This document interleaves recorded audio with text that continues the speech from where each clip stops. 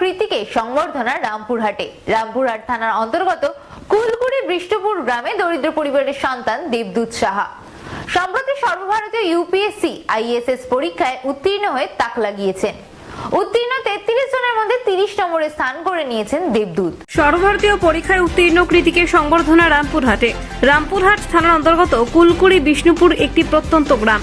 সেই গ্রামের দরিদ্র পরিবারের সন্তান দেবদূত সাহা সম্প্রতি সর্বভারতীয় ইউপিএসসি আইএএস এর মতো কঠিনতম পরীক্ষায় উত্তীর্ণ হয়ে তাক লাগিয়ে দিল। সর্বভারতীয় পরীক্ষায় এবছর মাত্র 33 জন উত্তীর্ণ হয়েছে, তার মধ্যে 30 নম্বরে নাম রয়েছে দেবদূতের। সে বিশ্বভারতী বিশ্ববিদ্যালয় থেকে স্ট্যাটিস্টিক্স নিয়ে স্নাতক হয়েছে। বর্তমানে ডাক বিভাগে চাকরি করাকালীন কঠোর পরিশ্রম করে এই পরীক্ষায় উত্তীর্ণ হয়েছে। তার গ্রামে গিয়ে তাকে সম্প্রতি সংবর্ধনা দিলেন বিজেপির জেলা সভাপতি ধ্রুব সাহা। তার পরবর্তী লক্ষ্য সিভিল সার্ভিস পরীক্ষায় পাশ করা।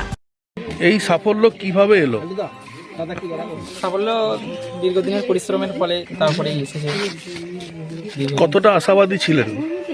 আশা ছিল, আমার অনেক দিনেরই ইচ্ছা ছিল, কলেজ লেভেল থেকেই ইচ্ছা ছিল যে এই ইউপিএসসি একটা বড় এক্সাম ক্র্যাক করার। ছোটো থেকেই তো স্বপ্ন ছিল বড় কিছু করার, তারপরে এই সুযোগটা আসে।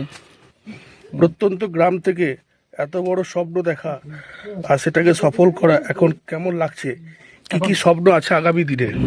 এখন খুবই খুশি লাগছে, কারণ গ্রামের লোকের সবারই খুশিতেই আমার খুশি, এবং পরবর্তী ক্ষেত্রে আমি গ্রামেরই কাজ করতে চাই। কারণ গ্রামেরই আমি এখন বর্তমানে ব্রাঞ্চ পোস্টমাস্টার পদেই আছি, যেটা গ্রামের মধ্যেই পড়ছে।